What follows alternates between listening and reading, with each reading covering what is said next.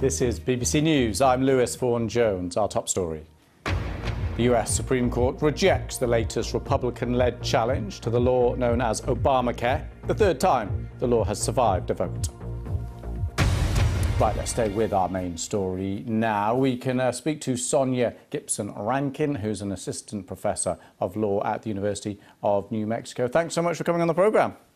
Thank you for having me. So were you surprised by this result, or was this expected?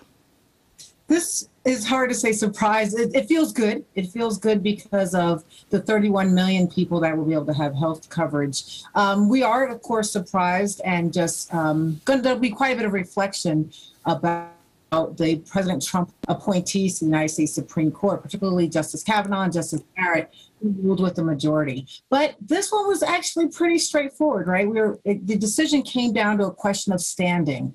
Did Texas and these other Republican-led states actually have a harm that they could point to demonstrate why this law should be overturned? And obviously the Supreme Court ruled pretty straightforwardly on that. Do you think that's the end now of these kind of challenges to Obamacare? You know, it's a really good political, volleyball, so to speak, right? It keeps people engaged. There's this deeper ideological thing that is tied into the Affordable Care Act.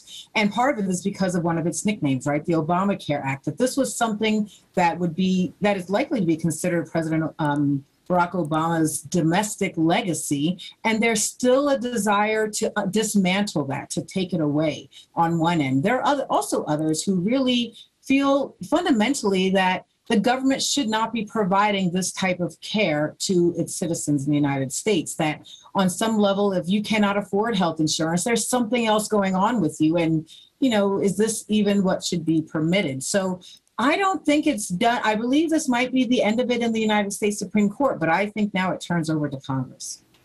I see. So the political angle to this continues, even if the legal challenges, at least in the Supreme Court, don't. Why the political divide? I think for people watching around the world, clearly most countries, their general political efforts seem to be extending healthcare to as many people as possible. Why is it such a politically divisive issue in the US? I think it really goes to this idea of this is not the role of government, right? That on some level that one has access to health insurance, and we're barely getting even to health care. We're just talking about insurance to go in.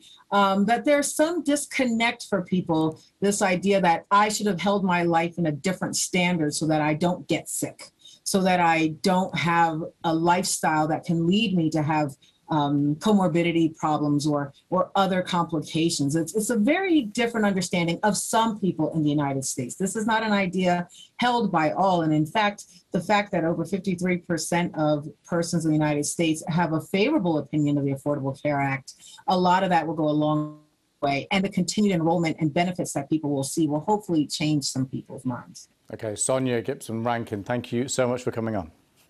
Thank you for having me.